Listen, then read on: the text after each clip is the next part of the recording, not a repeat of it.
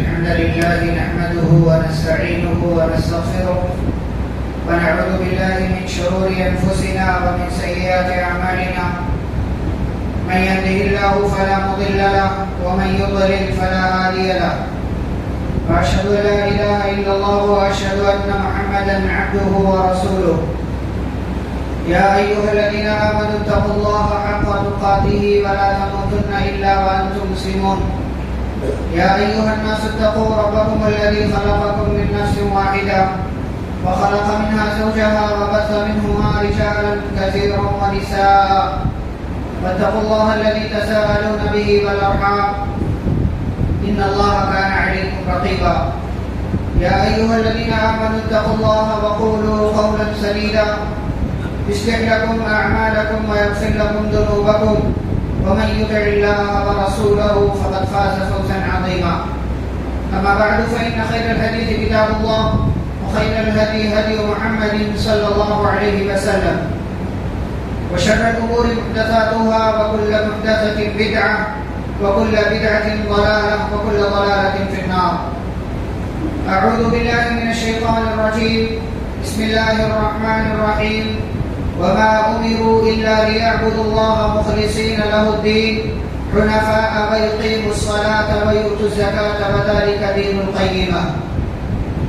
رب اشرح لي صدري ويسر لي أمري واحلل عقدة من لساني يفقهوا قولي رب زدني علما. اللهم صل على محمد وعلى آل محمد كما صليت على إبراهيم وعلى آل إبراهيم إنك حميد مجيد. اللهم بارك على محمد وعلى آل محمد كما باركت على إبراهيم وعلى آل إبراهيم إنك حميد مجيد. معزز حاضرین جمعہ، بزرگوں اور نوجوانوں، عزیز بچوں اور پردہ نشین خواتین اسلام، خطبہ مسنونہ کے بعد سورۃ البینہ کی ایک آیت کریمہ آپ کے سامنے پڑھی گئی ہے، جس آیت کے اندر اللہ رب العالمین نے انسانوں کے تعلق سے ایک بات کا تذکرہ کیا، فرمایا وَمَا أُمِرُوا إِلَّا لِيَعْبُدُوا اللَّهَ مُخْلِصِينَ لَهُ الدِّينَ.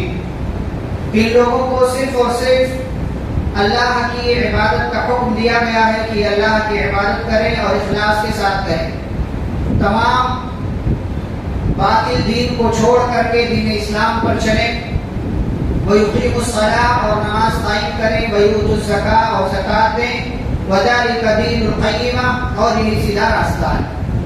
اللہ رب العالمین نے اس آیت کریمہ کے اندر دین کے تین بنیادی ارکان کا تذکرہ کیا ہے، توحید کا، نماز کا اور زکات کا.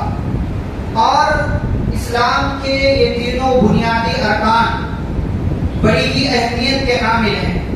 ایک بندے کو سب سے پہلے اللہ کی توحید کا اقرار کرنا ہے، اور توحید کا اقرار کرنے کے بعد اللہ کی عبادت کرنا ہے، یعنی نماز قائم کرنا ہے. اور تیسری چیز یہ کہ جو اللہ نے اسے مال دیا ہے اس مال میں سے اسے زکات نکالنا، اسے صدقہ نکالنا ہے. زکات اسلام کا ایک اہم رکن ہے جس کو ہم جانتے ہیں، اور زکات کی اہمیت کو بتانے کے لیے صرف یہی ایک بات کافی ہے کہ اسلام کے 5 ارکان، 5 پلرز میں سے ایک رکن اور ایک پلر جو ہے وہ زکات ہے. میرے رسول صلی اللہ علیہ وسلم نے احادیث مبارکہ کے اندر بیان کیا بنی الاسلام علی 5.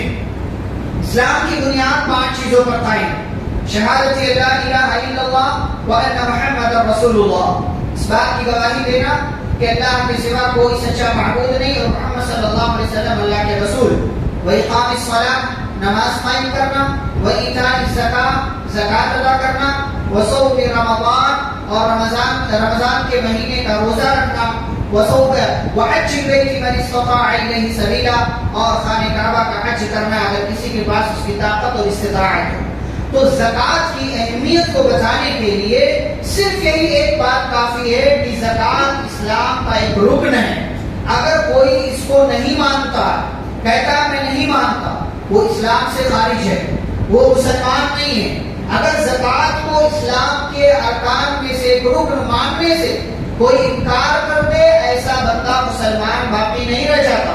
اور اسی لیے ان لوگوں سے حضرت ابوبکر صدیق رضی اللہ عنہ نے جنگ کیا کہ جن لوگوں نے رسول اکرم صلی اللہ علیہ وسلم کے انتقال کے بعد زکوٰۃ دینے سے انکار کر دیا، تو حضرت ابوبکر صدیق رضی اللہ عنہ نے اعلان کیا کہ جو لوگ بھی زکوٰۃ کا کوئی بھی حصہ دینے سے انکار کر دیں گے، ایسے لوگوں سے میں جنگ کروں گا، ایسے لوگوں سے قتال کروں گا، اور باقاعدہ جنگ کی گئی، قتال کیا گیا۔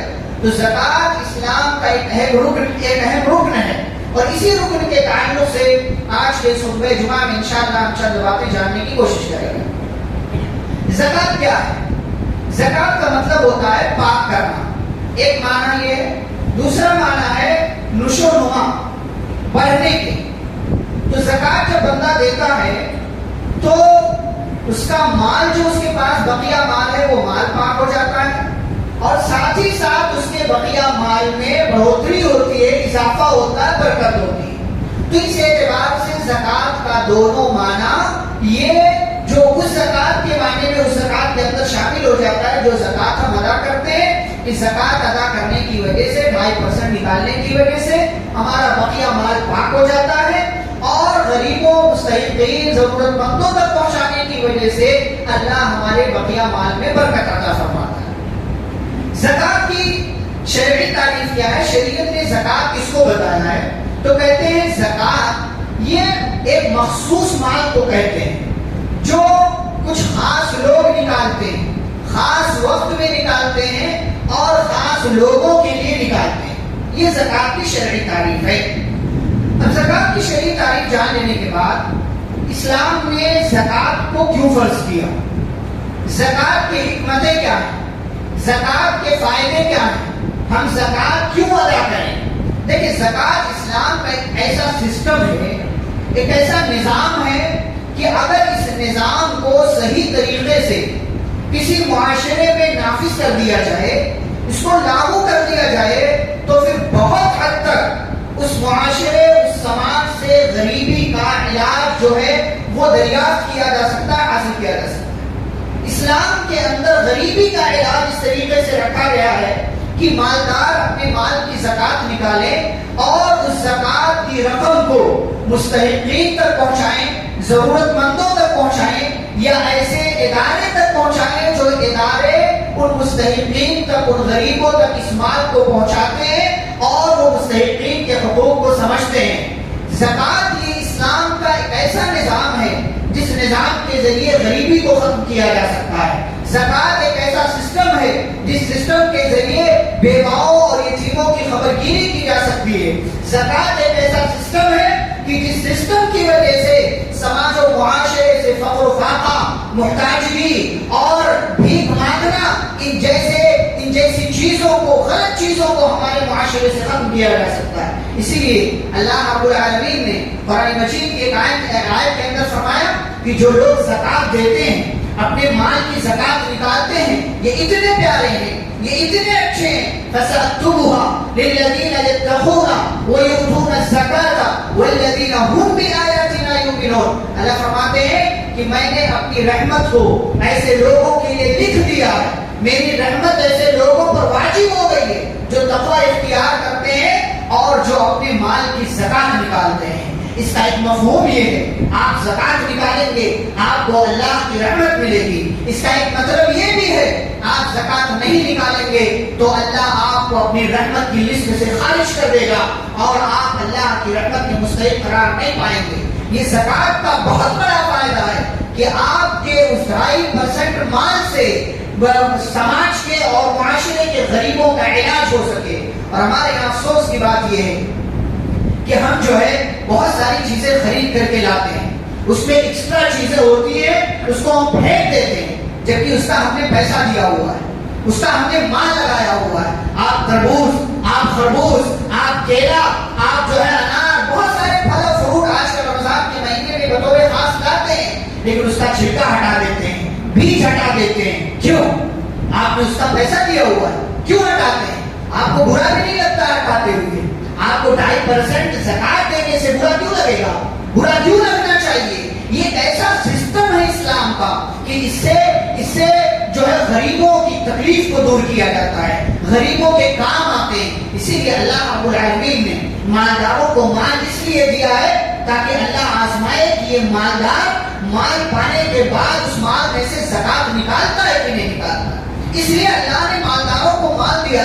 مال کا کسی کے پاس ہونا یہ اس کے عظیم ہونے کی دلیل نہیں ہے. مال کا کسی کے پاس ہونا یہ اللہ کے نزدیک اس کا اونچا مقام ہونے کی دلیل نہیں ہے کہ بندہ اللہ کے نزدیک بہت اچھا ہے اس لیے اللہ نے اس کو مال دیا ہے. میرے رسول صلی اللہ علیہ وسلم نے فرمایا ان اللہ لا ينظر الى صوركم ولا الى اموالكم. اللہ تمہاری شکلوں کو نہیں دیکھتا, تمہارے مال کو نہیں دیکھتا.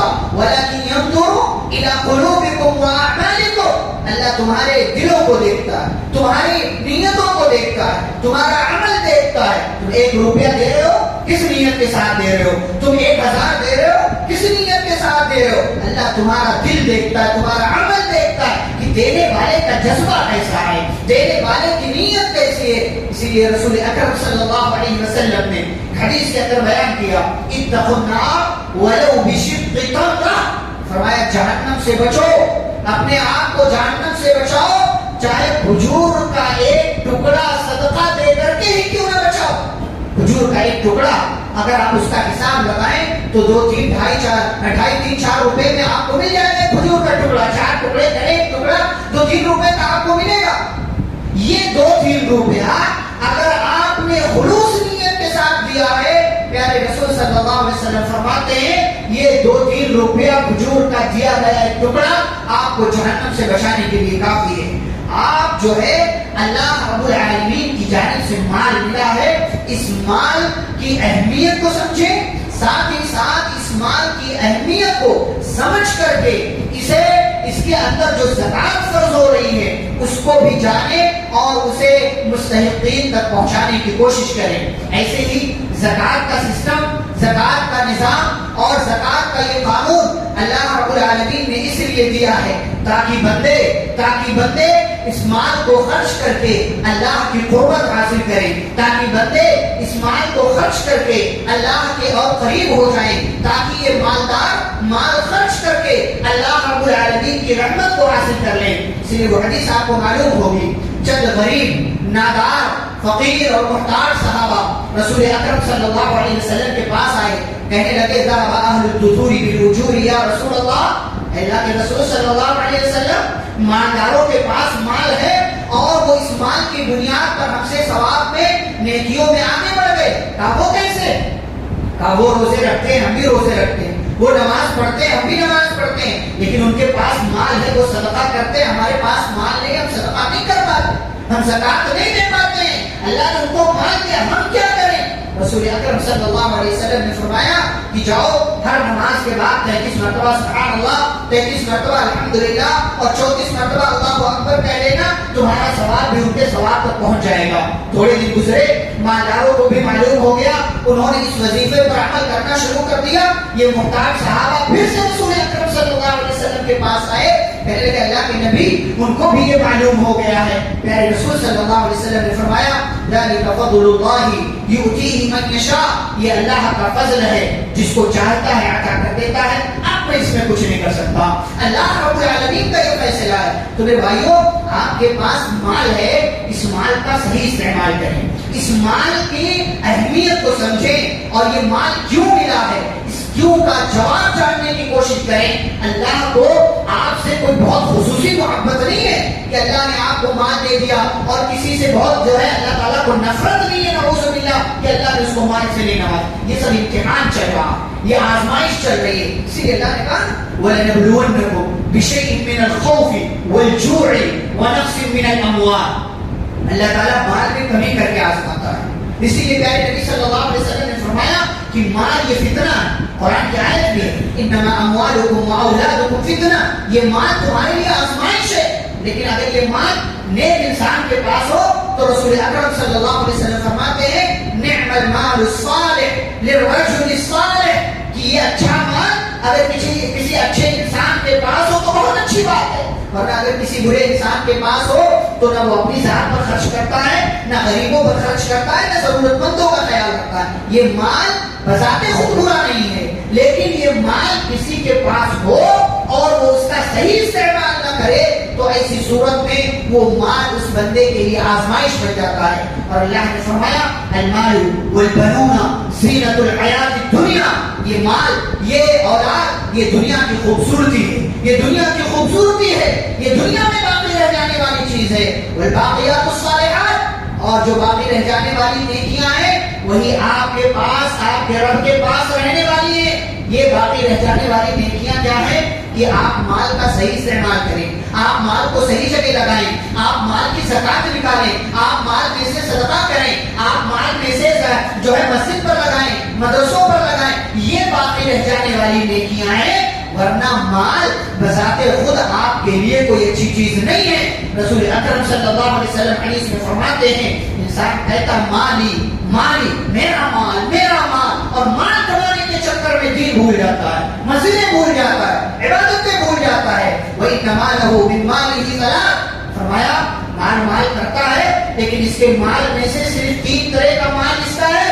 مَا أَكَلَ فَأَفْنَىٰ، جو کھا لیا کھا کر ختم کر دیا، جو کھا لیا کھا کر ختم کر کے کماؤ، اور کمانے کے ساتھ ساتھ اچھا کھاؤ، کیونکہ جو کھا لیا آپ نے وہی آپ کا ہے. وَمَا لَبِسَ فَأَبْلَىٰ، اور جو اس بندے نے مال کما کر کے کپڑا خریدا، کپڑا خرید کر کے اسے پرانا کر دیا، بوسیدہ کر دیا، یہی اس کا ہے.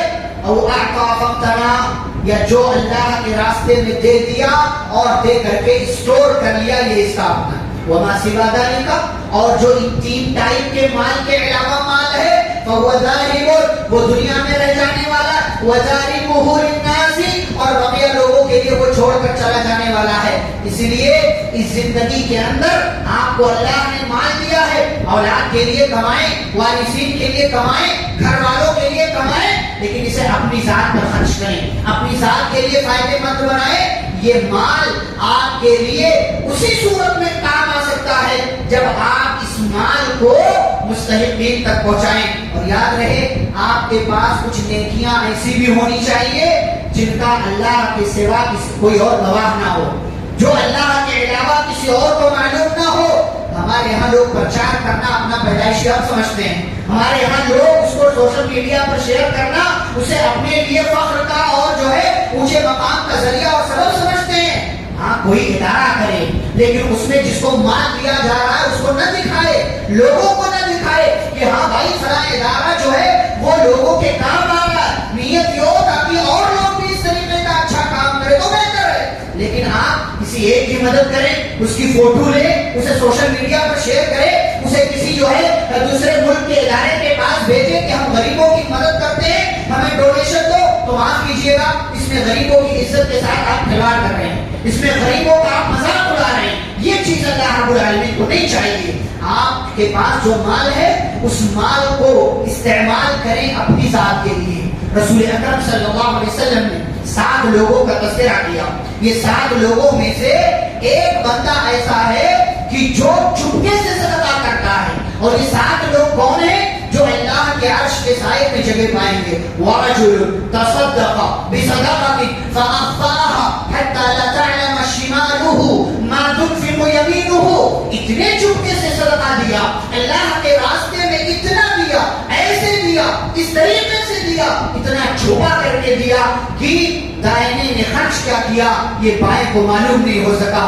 آپ کے ساتھ رہنے والی آپ کی بیوی تک کو خبر نہیں ہونی چاہیے کہ آپ نے مال دیا ہے کہیں پر، آپ نے کہیں کسی کے آس پاس مدد کی ہے. کچھ نیکیاں ایسی جمع کریں کہ جن نیکیوں کا آپ کو اور آپ کے رب کے سوا کسی اور کو علم نہ ہو. یہی نیکیاں کل قیامت کے دن آپ کی نجات کا ذریعہ اور سبب بننے والی ہیں.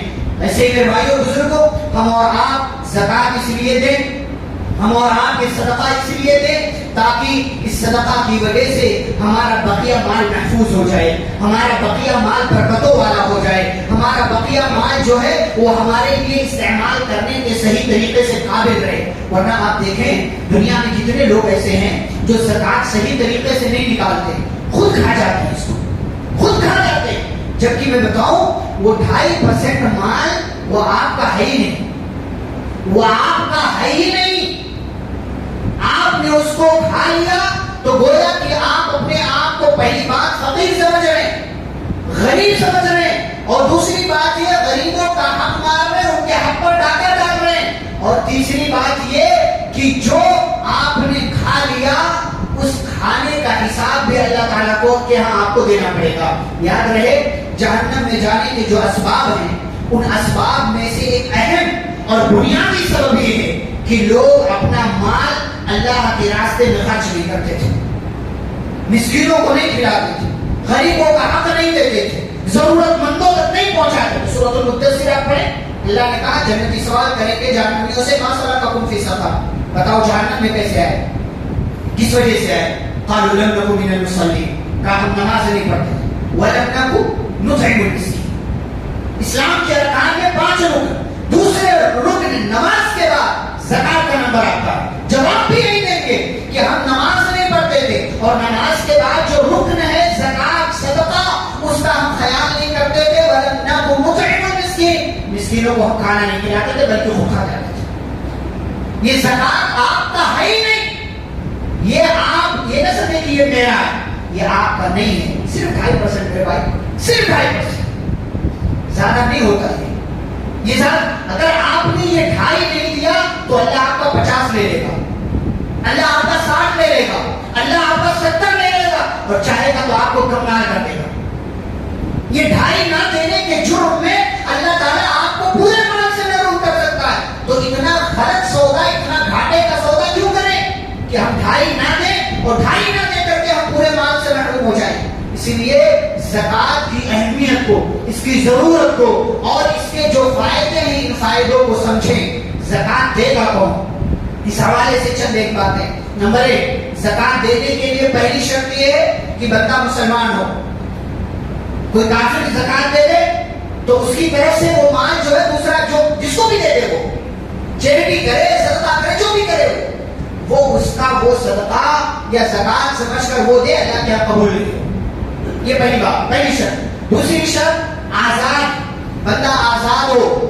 تیسری شرط یہ ہے کہ وہ بندہ جو ہے مال تک پہنچا, اس کا مال نصاب تک پہنچا ہوا ہو, اس کا مال نصاب تک پہنچا ہوا ہو. اور چوتھی شرط یہ ہے کہ وہ اس مال کا مالک ہو, وہ اس مال کا مالک ہو. اور 5ویں بنیادی شرط یہ ہے کہ اس پر سال گزر چکا ہو. لیکن سال گزرنے والی شرط سونے, چاندی, سامان تجارت اور روپے پیسے کے لیے ہے, جانوروں کے لیے, کھیتی باڑی کے لیے سال کی شرط نہیں ہے بلکہ اس کی دوسری کنڈیشن ہے. تو یہ 5 بنیادی شرطیں ہیں اسلام, یعنی مسلمان ہونا, آزاد ہونا, مال نصاب تک پہنچنا, اس مال کا مالک ہونا اور اس پر سال کا گزر جانا. یہ 5 بنیادی شرط اگر پائی جا رہی ہیں کسی بھی مال میں, جس مال میں سے زکات نکالی جاتی ہے, سونا, چاندی, روپیہ پیسہ, سامان تجارت, غلہ اناج اور جانور وغیرہ, ان اموال میں سے کوئی بھی مال نصاب تک پہنچ گیا, 5 شرطیں کمپلیٹ ہو گئی, تو ایسی صورت میں اس بندے کو اس مال میں سے زکات نکالنا ہے. سونا, چاندی, روپیہ پیسہ, سامان تجارت ہو تو 2.5% نکالے گا, اور اگر غلہ اناج ہو 625 کلو سے زائد ہے اور آسمانی بارش سے وہ سیلاب ہوا ہے تو 10واں حصہ نکالے گا. اور اسی طریقے سے اگر جانور وغیرہ ہیں تو ان کی اپنی جو ہے الگ کنڈیشن ہے, 5 اونٹ پر 1 بکری, 30 گائے پر 1 بکری, 40 جو ہے بکریوں پر 1 بکری زکات ہوتی ہے. اس طریقے سے یہ پورا سسٹم ہے. تو یہ لوگ زکات دیں گے جن کے یہاں یہ 5 شرطیں مکمل ہو رہی ہیں, جن کے یہاں یہ 5 شرطیں کمپلیٹ ہو رہی ہیں. اب زکات دے گا کہاں, زکات کس طریقے سے دے گا, تو اس کا پرانے دور سے جو سسٹم چلا آ رہا تھا, رسول اکرم صلی اللہ علیہ وسلم زکات وصولی کرنے والوں کو بھیجتے تھے, جاؤ فلاں جگہ سے, فلاں جگہ سے, فلاں جگہ سے زکات وصول کر کے لاؤ, اور وصول کر کے زکات لائی جاتی تھی. آپ صلی اللہ علیہ وسلم مستحقین تھا, اور جہاں اس کے مصارف ہیں وہاں پر اس کو خرچ کر دیا کرتے تھے. پھر اس کے بعد ابو بکر صدیق رضی اللہ عنہ کا دور آیا, پھر حضرت عمر رضی اللہ عنہ کا دور آیا, تو بیت المال کا باقاعدہ سسٹم بنایا گیا, باقاعدہ نظام قائم کیا گیا. سارا مال زکات کا مال لا کر کے بیت المال میں جمع کیا جاتا تھا. وہاں سے غریبوں کے لیے, ضرورت مندوں کے لیے, فقیروں مسکینوں کے لیے, زکات کی وصولی کرنے والوں کے لیے, جو واقعی قرض میں ڈوبے ہوئے ہوں ان کے قرض کی ادائیگی کے لیے, غلاموں کی آزادی کے لیے, مسافروں کے لیے, اللہ کے راستے میں لڑنے والوں کے لیے, ان مختلف لوگوں پر زکات کا مال امیر المومنین کے حکم سے, اصول سے, قانون سے, قاضی کے فیصلے سے یہ سارا مال بیت المال کا زکات کا مال یہ غریبوں میں تقسیم کیا جاتا تھا. زکات جو ہے ادا کرنے کی دو شکلیں ہو سکتی ہیں. ایک تو یہ کہ آپ ڈائریکٹ پہنچا دیں مستحقین تک. دوسری شکل یہ ہے اگر آپ کے یہاں بیت المال کا سسٹم ہے, نظام ہے اور وہ باقاعدہ سسٹمیٹک طریقے سے کام کرتا ہے, جیسا کہ الحمدللہ سنا آپ کا سارا نظام ہے, تو بہت اچھی بات ہے. آپ اپنا مال اس بیت المال تک پہنچائیں اور اس بیت المال تک پہنچانے کے ساتھ ساتھ وہ آپ اپنی زکات مکمل رقم جو ہے اس کا خیال کریں, کیلکولیٹ کریں, حساب کریں, وہاں تک پہنچائیں.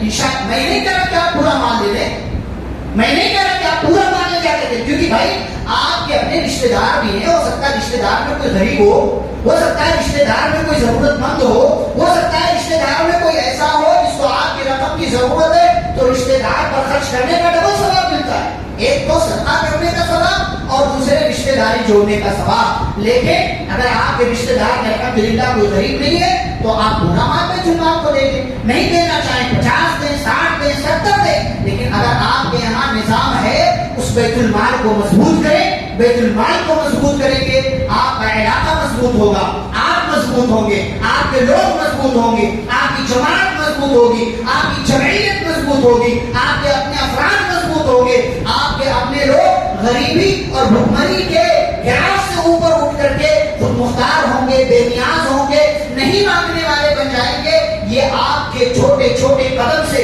یہ آپ کی چھوٹی چھوٹی کوشش سے اور ہاتھ بٹانے سے یہ کام ہو سکتا ہے. اگر لوگ انفرادی زکات نکالیں, کوئی یہاں پہنچا رہا ہے, کوئی وہاں پہنچا رہا ہے, کسی کو کچھ معلوم بھی نہیں ہے, پوچھنا بھی نہیں چاہ رہا ہے, تو ایسی صورت میں زکات کے حق پر, زکات کے مستحقین پر آپ ڈاکہ ڈالنے والے شمار کیے جائیں گے. مزید اس تعلق سے کیا باتیں ہیں, کچھ خاص مسائل, قرض کے, پلاٹ وغیرہ کے مسائل اور ساتھ ہی ساتھ زکات نہ دینے کا انجام, یہ ساری چیزیں انشاءاللہ ہم اگلے جمعہ کے خطبے میں آپ کے سامنے ذکر کریں گے.